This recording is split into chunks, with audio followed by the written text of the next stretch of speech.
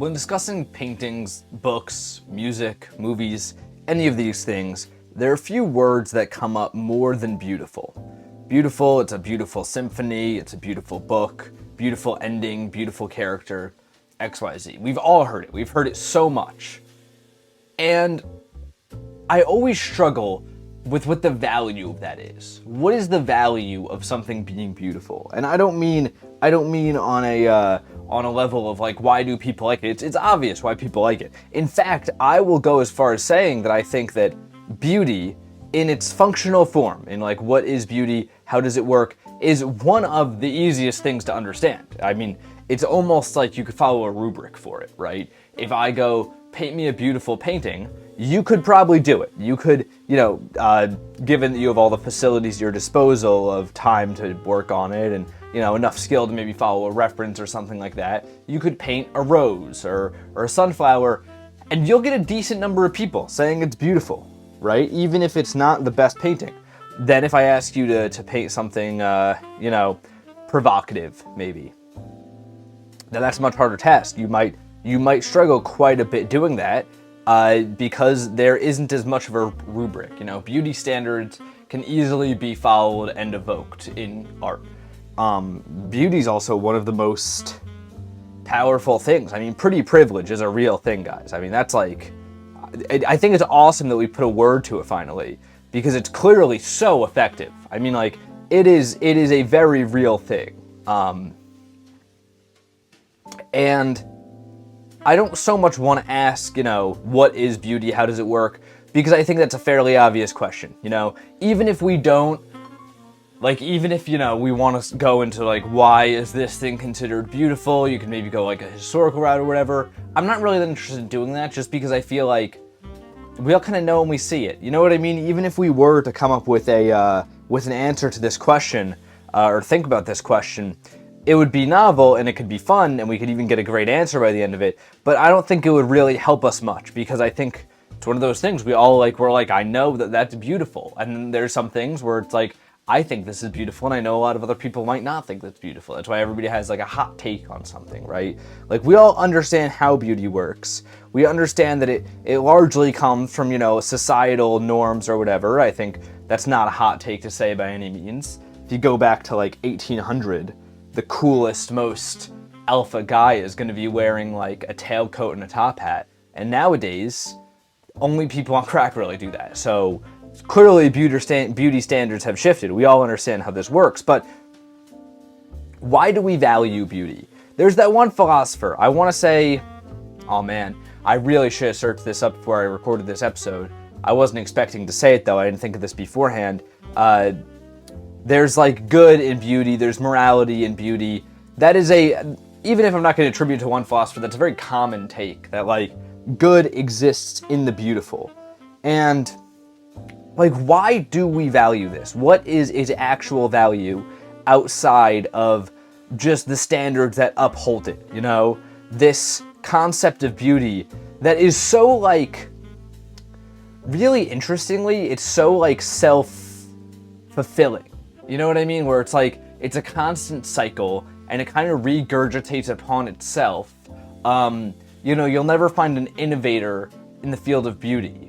And if you do, it's usually a product or something, right? They marketed a new product and this is changing the beauty standard. But it's very rare to find somebody who's this is a person, or is that true? I guess there are innovators, because I don't know.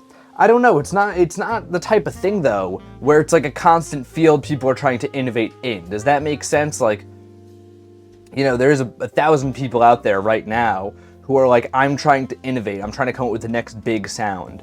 Usually if somebody innovates in beauty, let's say the Kardashians changed the beauty standard, I feel it's almost as happenstance of them being a big thing, There's no such thing as sitting in your room, coming up with what the next beauty thing looks like, and then making it. Or is there? Has TikTok made that a thing? Is that how beauty's working now? I feel we're veering off into talking about more physical beauty rather than beauty in art. Because I think it's one of the most valued things that has almost no value. If we're going to separate aesthetics from substance, right, and everything exists on a scale from that, right? There are some paintings and pieces of art that are much more like, okay, this will really get me thinking, this is kind of a deep thing, but it might not be the best looking. Almost like, have you guys ever gone to that one food place? We all got this one food place near us, right? Where it's like they literally just serve you slop on a plate. Like when you look at it on maps, it's like, oh my god, I'm going to the Chum Bucket from SpongeBob. But then you get there, and it's literally the best food you've ever had. Like, they don't care at all about how they present that food. I got some last night, actually. I went to this place, and I got a piece of cake, and they gave it to me in this brown paper bag. And the brown paper bag reeked of cigarette smoke. Like, I was like, oh my god, this is disgusting. And like, I had a second in there where I was like, this is disgusting, and I was like, this is about to be good. Because if they're still in business with 5 stars, and it smells like cigarette smoke, that's how you know there's something good in that bag. And let me tell you, it was good. It was one of the best pieces of cake I've had in a while. This side tangent aside, we all know what this looks like. And it has almost no actual substantive value. Is it a value in itself, though? Like, I think that is sort of the question surrounding beauty that needs to be asked. There's, if you're making a painting that has a great deal of substance, let's say a book, because I think that's a little bit of an easier, more direct example here. If you're making a book that has a great deal of substance, you might put plot points in there that are full of substance, and they are a means to an end. Usually that end is some sort of message, some sort of point you want to make. Let's say you're writing a book, and the point you want to make in that book is that, blue cars are better looking than red cars. That's the message you need somebody to take away by the end of that book. Maybe you'll have a bunch of red cars getting in car crashes. But even that's a fairly aesthetic meaning, right? So I feel like it's going to end up taking many more simple forms than something a little bit more complex. Maybe, so many great books are dealing in like these deeply societal themes that usually it's actually, I feel, harder to write a book that's deeper into aesthetics than it is to write one that's more about substance, just because of the nature of the medium, right? There's no pictures in books unless you're reading a comic, so it's going to be inherently like you need substance to stand on somewhere in that book. I'm getting lost on a side tangent here, and so back on track. If substance and the things that happen in a piece of art are the means to the end, that end being the meaning, whatever point you want to convey, is beauty an end in itself? Is beauty like just the point?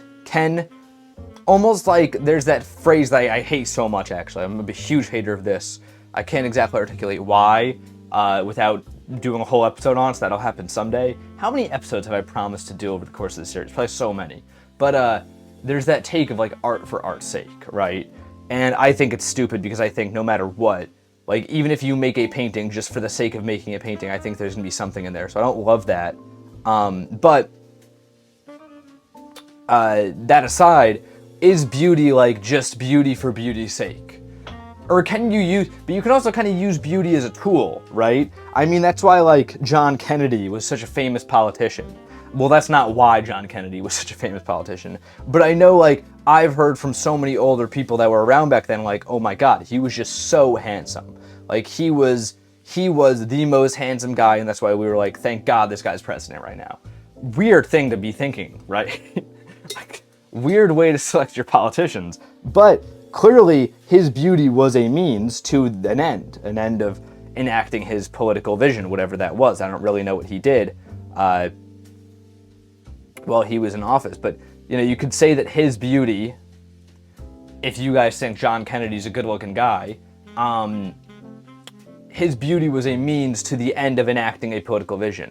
So beauty's clearly more versatile than just being an end. Because I think there's a simple line of answering here, of going about this question, of like, beauty's just cool. Like, beauty is an end in itself. Beauty is this goal that we all have, and achieving beauty is in its own right has merit.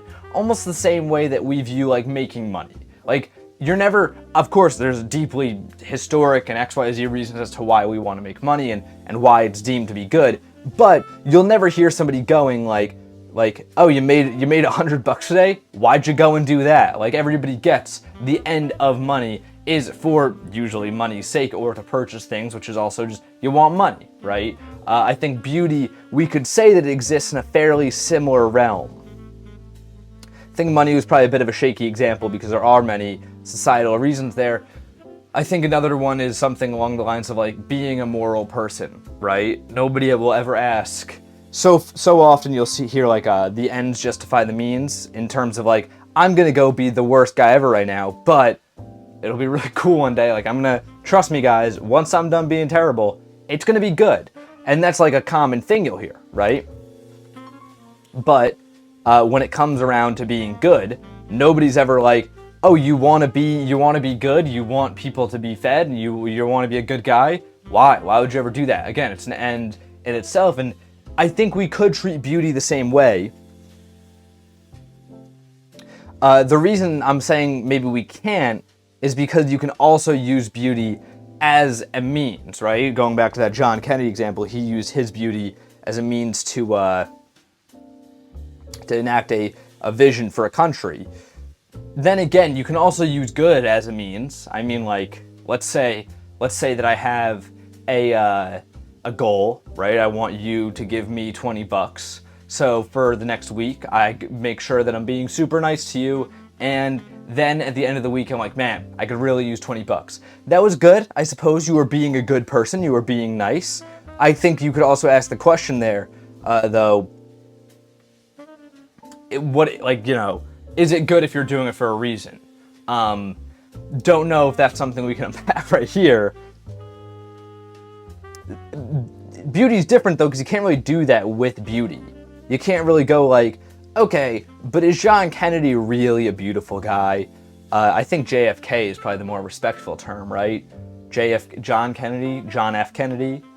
I don't know the guy, but nobody's ever asked like, okay, how can you say he's a good looking guy? Because so many people go, oh, he's a great looking guy. And sort of, it's one of those things where it's like, if everybody says it, it becomes true in beauty's terms. I think we should probably move away from people though, and just talk about something like a building. What is the value of having a building be beautiful? I guess though too, even if this is an end in itself, right? Even if beauty is something to be obtained, even if beauty is a goal, why does that mean that we can't question like why it's an end, right? Like you could say good is an end in itself. I think many people would agree with that even, but nobody's going around like we could still ask the question, okay, why is good an end in itself? Right, so I guess even if beauty is an end in itself, which it very well could be, I think that's a very, very possible answer to this question. Why is it an end in itself? Looking at a building, right, there's something very unique. Obviously, you guys might know I'm here in New York, right? There's some very nice looking buildings here for sure, but there are huge areas where, like, you're gonna go through a district and it's just a bunch of gray cubes for building. Like, they're not, like, the architect that day was just phoning it in for sure, and you can tell, right? I love when I'm abroad because I'm looking at old buildings with history and they have cracks on them and they have character. Even if they are mixing in newer buildings too, they have so much beauty, right? I think that's the way I'd refer to it. I'd be there and I'd be like, this is a beautiful city. I've said that about multiple places I've been to. Why do I like that? Why do I like my architecture to have beauty to it? The answer that I'm most propelled to go to is just like, it's a nice backdrop, Where would I rather, if I'm gonna have a 10 out of 10 cup of coffee and a great conversation with a friend, that's great. I would rather have it in a nice looking place. That's why I like a well-decorated restaurant. Is beauty an end because we have a perceived value to beauty? Do we think that could also be it? Like maybe, over the years, more simple things have obviously been reserved for people who can't do much. In terms of they can't afford much, they're usually a little bit lower down economically. Maybe like we perceive beauty as like, this is good because this is something that like is rare or like you can't afford. And has that caused us to be like, beauty's a good thing because only like so many people can get it, that it's scarce and therefore we want it. Is that why?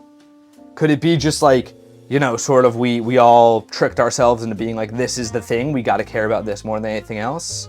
I think beauty is, even if we can't figure out why it is as valued as it is, right? I do think that there's a great argument to be made that beauty is a very useful tool, right? You can use beauty to deliver a message far better than not using beauty. If I'm able to make a painting with a message and make it beautiful to look at, that message is going to hit so many more people because they're going to be enthralled in the painting, right? So I think that there is, whether we can come up with some reason as to why beauty is good as an end in itself, I think as a means to doing something, it is undoubtedly so useful. And that's why I think beauty is so easy to come to like a functional conclusion on. Why is this good? Why can we use it? How do you use it? I think that's pretty easy, but like, why? I really feel like this is one of these episodes where I got absolutely nowhere as far as answering my own question. So I'd love to hear your guys' thoughts on this in the comments below. This is the painting. Tried a different shape layout than I usually do, and I hate it. I hate how it looks. I hate everything about it. I don't like these colors. I feel like they still look like Steve from Minecraft, and that's all I have to say about that. So until next time, guys, gals, and pals, my name is Max Dice. This has been Paint and Talk episode 179. I'm here every morning, painting and talking with you all.